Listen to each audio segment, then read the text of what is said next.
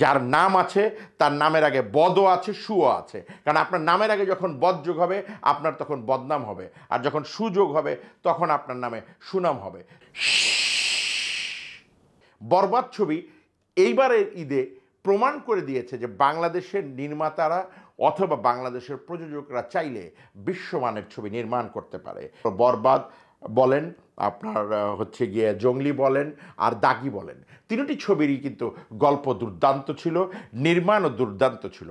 বিগত 5-6 বছর ধরে ঈদ আসলেই আমাদের চলচ্চিত্র অঙ্গনে কেমন যেন একটা যুদ্ধ মার কাট ব্যাপার হয়ে দাঁড়ায়। আনডাউটেডলি আনপ্যারালাল সাকিব খান একজন সুপারস্টার, এবং তিনি ধীরে ধীরে তার জায়গাটি শক্ত করে নিয়েছেন।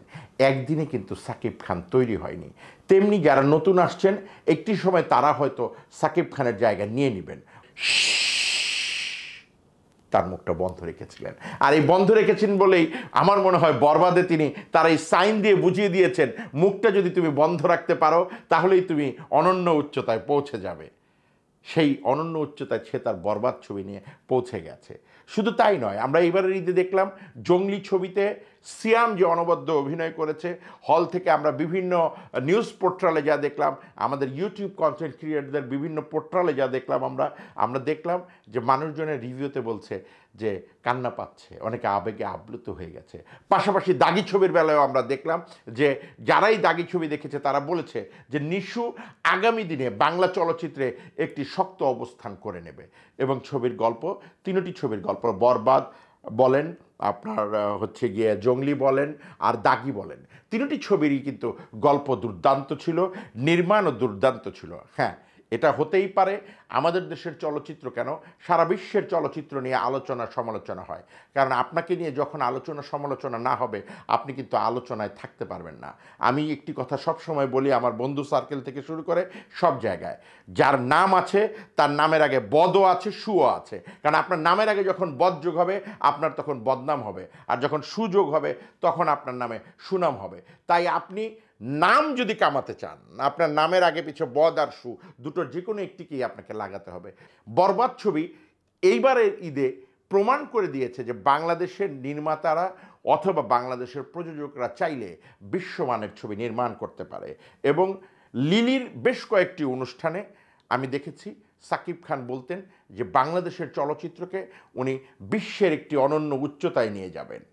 আমি লক্ষ্য করেছি বরবাদ ছবিটি সেই জায়গায় কাজ করেছে। পাশাপাশি আমি সাকিব খানকে একটি অনুরোধ করতে চাই যে বিশ্ব অনন্য উচ্চতায় নিয়ে যাওয়ার পাশাপাশি আপনি আমাদের দেশের শিল্পীগুলোকেও সে অনন্য উচ্চতায় নিয়ে যান। আমি নিশু এবং সিয়ামকে বলবো যে অত্যন্ত অত্যন্ত তারা হচ্ছে পরিশ্রমের সঙ্গে চলচ্চিত্রে কাজ করছেন। এই ধারাবাহিকতাটা যদি তারা ধরে রাখতে পারে, ইনশাল্লাহ তারাও একদিন সাকিব খানের জায়গা নিতে পারবে। এটা বাংলাদেশের মানুষ খুবই ভালোবাসায় সিক্ত মানুষ, তারা যখনই দেখে যে তাদের ভালোবাসার জায়গা কেউ দখল করতে চায় তারা কিন্তু সেই জায়গাটি দেয় ভালোবেসেই, শত্রুতা করে না। অতীত ইতিহাস ঘাটলে দেখা যায় বাংলাদেশের যারা সুপারস্টার মেগাস্টার ছিলেন, নায়ক রাজ রাজ্জাক, উজ্জ্বল, ফারুক, আলমগীর থেকে শুরু করে এইরকম যাদের নাম আমি নিতে পারলাম না, শেষের দিকে এসে ধরেন আমিন খান, রুবেল ভাই, আমাদের ওমর সানি ভাই, এই যে সুপারস্টারগুলো যারা ছিলেন, হ্যাঁ, তারা সবাই কিন্তু ধীরে ধীরে তাদের জায়গা তৈরি করেছিলেন এবং ধীরে ধীরেই কিন্তু তাদেরকে একটি সময় জায়গা ছেড়ে দিতে হয়েছে। তো নতুন যারা আসছেন তাদেরকেও হয়তো এইভাবে ধীরে ধীরে জায়গাটা তারা করে নেবেন। কিন্তু বিগত 2-3 বছরে আমরা দেখেছিলাম কেমন যেন একটা যুদ্ধ ভাব এবং কেমন যেন একে অপরের প্রতি বিষাদাগার, মানে এত বেশি কটূক্তি, এত বেশি হচ্ছে ভক্তদের অনুপ্রেরণায় ইনফ্লুয়েন্সে নায়করা পর্যন্ত একে অপরকে হচ্ছে গিয়ে বিভিন্ন ধরনের বাজে মন্তব্য এবং ইনিয়ে বিনিয়ে একজন অপরজনকে আঘাত করার চেষ্টা করে যেত প্রতিনিয়ত। কিন্তু এইবার আমরা দেখলাম ঠিক তার উল্টোটা। আমরা দেখলাম সিয়াম তার ছবি দেখার জন্য দাওয়াত করতে গেছেন অনন্ত জলিলের বাসায়, আরও অনেক শিল্পীর বাসায়।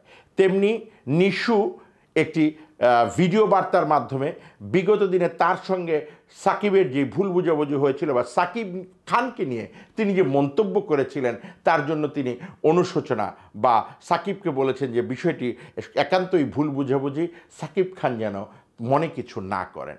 আর বরাবরের মতোই তো সাকিব খান, কারণ তিনি তো তাকে অনন্য উচ্চতায় নিয়ে গেছেন। তিনি সব সময় তার বিরুদ্ধে সমালোচনা হোক আর প্রশংসা হোক, তিনি কোনো কিছুরই প্রতিবাদ করেন না। তিনি